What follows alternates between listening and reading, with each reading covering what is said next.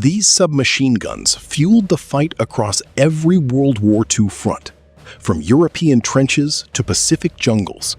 Each weapon tells a powerful story of innovation, desperation, and survival.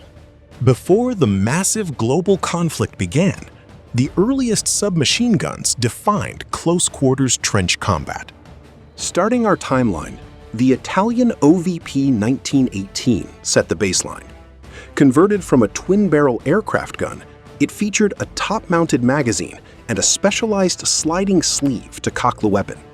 Upgrading from the OVP's awkward layout, the Beretta integrated a traditional wooden Carcano rifle stock and an attached folding bayonet, giving infantrymen far better handling and close combat versatility. 10 years later, Germany's MP-28 shifted the magazine to the side for a lower profile. It introduced a revolutionary fire selector, allowing troops to switch between semi-automatic and full auto. Advancing from the MP-28's standard stock, the Irma EMP added a distinctive wooden vertical foregrip. This massive ergonomic upgrade provided significantly better recoil management during sustained automatic fire. Moving away from standard box magazines, Finland's Suomi introduced a massive 71-round drum. It also featured a quick detach barrel, allowing soldiers to instantly swap overheated steel during intense firefights. Heavily inspired by the Suomi, the Soviet PPD-34 shifted away from 9mm rounds. It chambered the high-velocity Tokarev cartridge and added a chrome-lined barrel, ensuring extreme cold weather reliability. Unlike the PPD's raw construction, Austria's MP-34 was milled entirely from solid steel blocks. Dubbed the Rolls-Royce of submachine guns, it featured a brilliant magazine housing that doubled as a speed loader. As global tensions escalated rapidly, European nations began heavily upgrading their arsenals for impending conflict. Stepping away from traditional assault roles, the Czechoslovakian ZK-383 incorporated a permanent bipod and a heavy quick-change barrel. This massive upgrade transformed it into a highly versatile squad light support weapon. Ditching the heavy support concept, France designed the MAS-38 for compact agility. It introduced a radically angled receiver that directed recoil straight back into the shoulder, drastically improving automatic fire accuracy. Abandoning traditional wooden stocks completely, the German MP-38 pioneered the folding metal underfolder. Utilizing lightweight synthetic bakelite, this revolutionary compact design drastically improved mobility for airborne and armored vehicle troops. Instead of using mechanical fire selector switches, Italy's Beretta Model 38 introduced an innovative dual trigger system. One trigger fired semi-automatic, while the other unleashed full auto, granting soldiers instant, fumble-free tactical control. Poland's highly advanced Morse upgraded internal mechanics by incorporating a pneumatic recoil reducer. It also added a brilliant automatic bolt hold open feature, instantly alerting the operator when the magazine ran dry. While previous models relied on standard ammo, Hungary's Danuvia 39M chambered the exceptionally powerful 9mm Mauser cartridge. To tame this fierce recoil, it integrated a robust folding wooden vertical foregrip. As total war engulfed the globe, desperate nations abandoned expensive craftsmanship for rapid mass production. Upgrading the PPD-34, the Soviet PPD-40 split its wooden stock. This crucial structural change allowed a massive, highly reliable 71-round drum magazine to fit seamlessly directly into the receiver. Moving away from the expensive, fully milled MP-38, Germany revolutionized manufacturing. The MP-40 utilized heavy stamped sheet metal and spot welding, drastically accelerating critical mass wartime production. Shifting from European styles, Japan's Type 100 heavily emphasized traditional infantry combat. It upgraded standard designs by integrating a permanent heavy bipod and a massive sword bayonet lug. Improving upon the German MP28, Britain's Lanchester was built specifically for Royal Navy boarding parties. It added a heavy, solid brass magazine well and a lethal bayonet mount. Replacing the painfully complex PPD-40, the Soviet PPSH-41 relied entirely on crude stamped steel.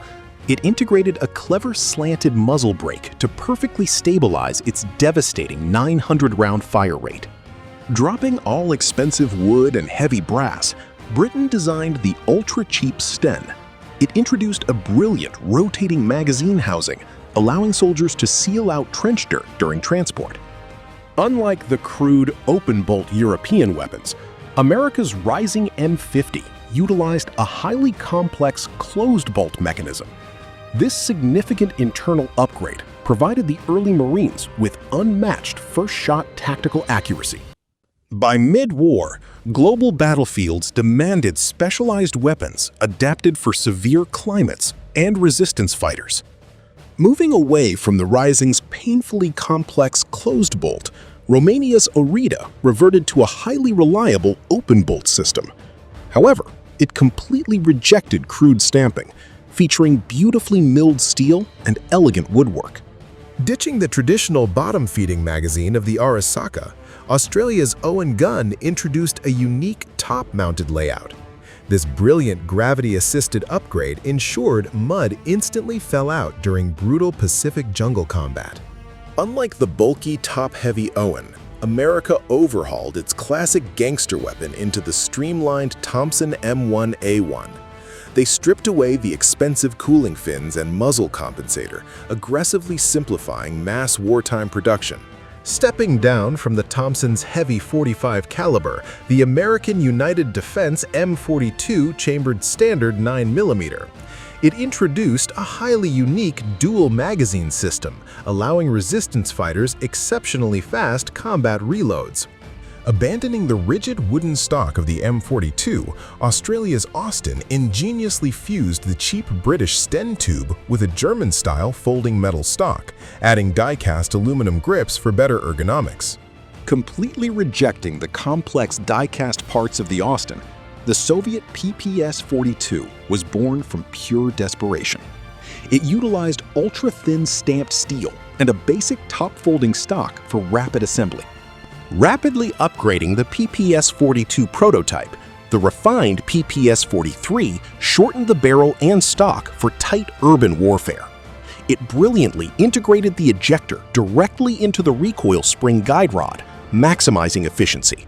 As the conflict dragged on, factories turned to extreme measures, while resistance fighters built weapons in total secrecy. Moving away from the raw stamping of the PPS-43, the American M2 Hyde returned to a machined receiver and wooden furniture. However, this heavy setup competed poorly against cheaper models. Rejecting the Hyde's simple blowback, Italy's FNAB-43 utilized a highly complex closed bolt and recoiling barrel system. This intricate upgrade significantly reduced the rate of fire for pinpoint precision. Stepping away from the FNAB's complex internal mechanics, Hungary simplified the Danuvia 43M. They drastically shortened the barrel and added a forward-folding metal stock for compact trench mobility. Abandoning military factories completely, the Polish Błyskawica was built in secret resistance workshops. It upgraded standard tube gun designs by shifting the magazine downwards and adding a hidden aluminum underfolder. Unlike the tubular Błyskawica, the Bechowiec functioned almost like a heavy pistol. It featured a unique slide mechanism and fired from a closed bolt with an internal hammer for concealment. Evolving from clandestine pistols back to military issue, Italy's stamped TZ-45 added a crucial grip safety behind the magazine well. This unique mechanical upgrade prevented accidental discharges when dropped. Improving on the crude stamping of the TZ-45, the British Patchett prototype introduced helical grooves inside the receiver. This brilliant upgrade forcefully pushed dirt and mud out, ensuring flawless reliability. Parallel to standard military trials, Britain's BSA well gun was built exclusively for covert sabotage. Upgrading from typical designs, it featured a smooth, snag-free tubular body and an easily detachable folding stock. Shifting back to Polish resistance, the clandestine KIS eliminated the traditional buttstock entirely.